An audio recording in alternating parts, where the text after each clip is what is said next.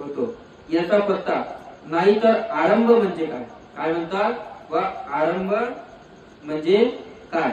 महाराज कोणत्याही वेळेचा भूतकाळ असतो, म्हणजे कोणत्याही वेळेचा भूतकाळ असो तो भूतकाळाचा आरंभ आहे म्हणते, तर आपण कोणत्याच आरंभाचा पत्ता म्हणजे आपण आरंभाचा पत्ता लागत नाही काय, म्हणजे आपण जे काही जीवन जगतो त्या जीवन जगण्यामध्ये आपण भूतकाळामध्ये जीवन जगत आहोत का भविष्य काळामध्ये जीवन जगत आहोत, भूतकाळाचा आरंभ आपल्यामध्ये होत आहे का आरंभाचा पत्ता लागत नाही काय, म्हणजे आरंभाचा आपल्याला गोष्ट का बरं माहित नाही पडत। महाराज काहींचा लागतो आणि काहींचा लागत पण सुद्धा नाही म्हणतात, म्हणजे कोण्या गोष्टीचा म्हणजे कोणाचा लागतो आणि कोणाचा पत्ता लागत नाही ते सांगाल काय।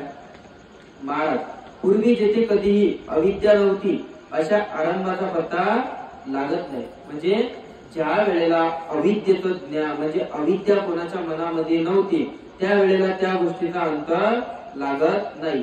कोणत्या स्वरूपातील व प्रकरणातील वस्तू म्हणजे अविद्या किंवा अज्ञान जी वस्तू पूर्वी कधी नसताना अस्तित्वात येते आणि कोणती वस्तू म्हणजे कोणती वस्तू असताना नष्ट होणे अशाच आरंभाचा पत्ता सुद्धा लागते म्हणतात।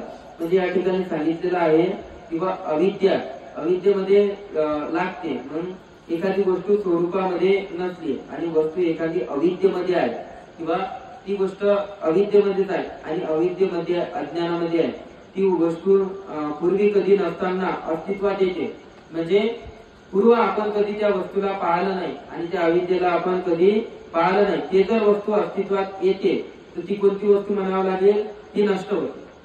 ते म्हणजे कसं म्हणतात किंवा आलेलं प्रत्येक क्षण वेळ काळ पिरियड सारखा नाही राहत, ती बदलत राहते, वेळेनुसार टायमानुसार ती बदलत राहते, ती नष्ट होते। पण अशाच आरंभाचा नष्ट होते लावता येते, त्याचा पत्ता लावता येते। एकंदरीने आपल्या दृष्टीने पाहता कालप्रवाहाच्या सुरुवातीची अविद्या असलेली माहिती मिळत नाही, परंतु जन्मापासून कालखंडातील माहिती उपलब्ध होते, म्हणजे जन्म सुरू झाला की मृत्यू आला या दृष्टीने माहिती उपलब्ध होते। काय म्हणतात या ठिकाणी किंवा सुरुवातीची अविद्या आपल्या मनामध्ये उत्पन्न झाली असल्याने माहिती जर मिळत नसेल आपल्याला नाही, परंतु जन्मापासूनच्या कालखंडातली माहिती पण सुद्धा आपल्याला उपलब्ध होतो, म्हणून या ठिकाणी त्याला समजते किंवा जन्म सुरू झाला आपला, जन्म सुरू असताना आपल्याला मृत्यू पण सुद्धा अटळ आहे, जन्म झाला तर आपल्याला मृत्यू पण सुद्धा अटळ आहे, म्हणून आपल्याला जन्म आहे तर आपल्याला मरण पण सुद्धा आला या दृष्टीने माहिती त्याला उपलब्ध होऊन जाते किंवा या जीवनामध्ये जीवन परिपूर्ण जगण्यासाठी कोणी आलं नाही, आपल्याला पण जावं लागेल आणि आपण महापरिनिर्वाण सुद्धा घेऊ शकत नाही। महापरिनिर्वाण सांगून घेणारे फक्त बुद्धच असतात किंवा बुद्ध सांगू शकतात किंवा मी किती दिवसाच्या नंतर माझं शरीर त्याग करणार, आपण बुद्ध नाही आहे की बुद्धाच्या कोणत्याच गोष्टीची बरोबरी पण सुद्धा करू शकत नाही, म्हणून तेच सांगू शकतात किंवा जन्म आणि मृत्यू माणसाला एवढं समजलं पाहिजे, जन्माला आलो मरायला आलो, म्हणून आपले कर्म कसे करायचे, चांगल्या प्रकारचे करायचे, बस एवढंच उपलब्ध होते। म्हणजे जी वस्तू पूर्वी कधी नसताना जन्म रूपाने अस्तित्वात येते आणि अस्तित्वात असलेल्याचा नाश पावतो, म्हणजे काळाची दोन्ही टोके कापलेली आहेत, तेव्हा सर्व काळ प्रवाहाचे काय होईल, वाढेल का नाही वाढेल, म्हणजे म्हणतात ते किंवा जन्मरूपाने अस्तित्वात येते, म्हणजे जन्म आहे ते अस्तित्वात येते, अस्तित्व आल्याच्या नंतर ते काळाचे दोन्ही टक्के कापलेली असतात, तेव्हा काळ प्रवाहाचे काय होते, म्हणजे वेळ संपतो का, काळ संपतो का वेळ वाढतो, त्यामध्ये काय होते। महाराज जर दोन्ही टोकात कापले तर वाढीच लागेल, म्हणते मी आपणास असे विचारत नाही, जर ज्या टोकापासून काळप्रवाह सुटलेला आहे तेथून त्याची वाढ होईल काय असे मी विचारत आहे तुम्हाला, किंवा मी असे विचारत आहे तुम्हाला कापायचं नाही, जर टोकापासून आपण काळप्रवाह सुटलेला असला एखादा तिथून त्याची वाढ होईल काय, म्हणजे मी असं विचारत आहे तुम्हाला त्याची वाढ होईल का, त्याची वाढ होऊ शकणार नाही। मला उपमाद्वारे ही गोष्ट समजावून सांगा। स्थविराने बीज आणि बीज व झाड याचे पुन्हा उदाहरण देऊन पुन्हा त्यांना सांगितले की रूप, वेदना, संस्कार म्हणजे रूप आहे, संज्ञा आहे, संस्कार आहे, वेदना आहे, विज्ञान आहे, 5 स्कंद कालप्रवाहामुळे बीज होते. म्हणजे या प्रकारे किंवा मनुष्याला जर जन्म उत्पन्न व्हायचा असला तर किती प्रकारचे गुण असतात त्याच्यामध्ये. एक असते सर्वात पहिलं रूप, दुसरं असते वेदना, तिसरं असते संस्कार, चौथं असते विज्ञान आणि 5वं असते स्कंद. या 5 प्रकारचा स्कंद, याला हे 5 प्रकारचे स्कंद एकत्र आले की एक मनुष्याचा जन्म उत्पन्न होतो. एक बीज, मनुष्याचे एक बीज म्हणावं लागेल आपल्याला. जसे झाडाचे एक बीज उत्पन्न होते त्यामधून झाड उत्पन्न होते, मग मनुष्याचा पण एक 5 प्रकारचे घटक एकत्र आले की मनुष्याचा पण जन्म उत्पन्न होतो. हे मुळीच बीज आहे म्हणतात.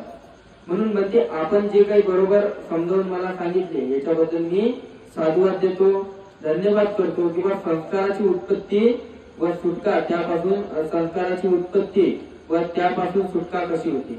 म्हणजे जे काही संस्कार माणसाला येतात आणि त्याची काही उत्पत्ती होते त्यापासून सुटका कशी.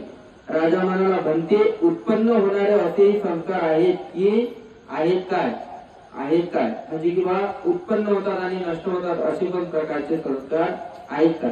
होय महाराज. ते कोणते बरं महाराज. चक्षु व रूप यापासून चक्षु विज्ञान उत्पन्न होते म्हणतात.